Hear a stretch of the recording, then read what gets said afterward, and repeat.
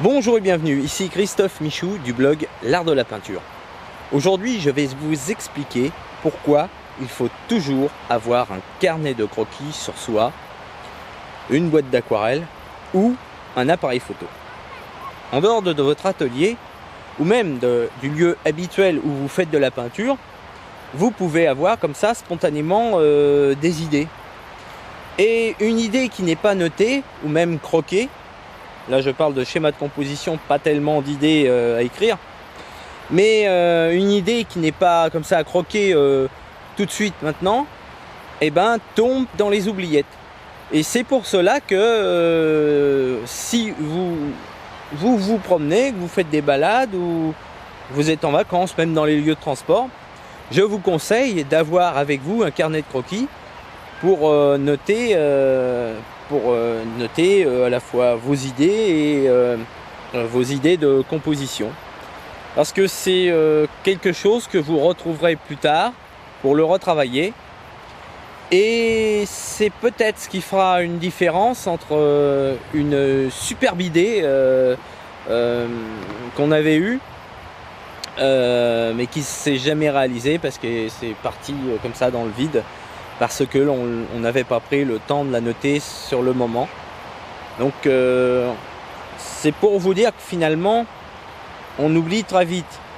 Et il est important que vous puissiez prendre sur le vif comme ça des éléments que vous souhaitez peindre parce que toutes ces opportunités disparaissent très vite.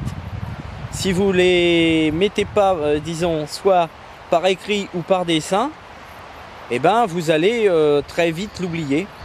Lorsque vous l'aurez dessiné, vous allez, en revoyant le dessin, vous allez tout de suite retrouver l'idée et je dirais l'association d'idées que vous faites avec ce dessin ou avec cette note. C'est pour cela qu'il est très utile soit d'avoir un carnet de croquis, une boîte d'aquarelle ou un appareil photo. Si par exemple vous avez totalement oublié le carnet de croquis et la boîte d'aquarelle, ou vous n'y avez pas pensé, alors pensez surtout à toujours avoir un appareil photo sur vous. Bon, maintenant c'est très simple, puisque nous avons tous, à peu près tous, des smartphones, donc des téléphones qui peuvent prendre des photos, voire même des vidéos.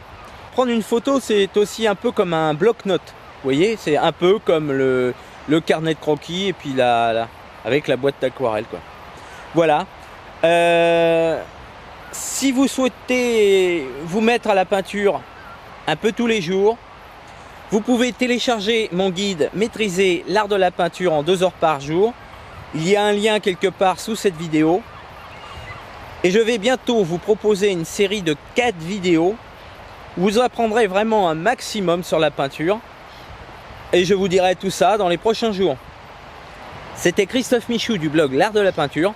Et quant à moi, je vous souhaite une excellente journée créative et je vous dis à très bientôt. Au revoir.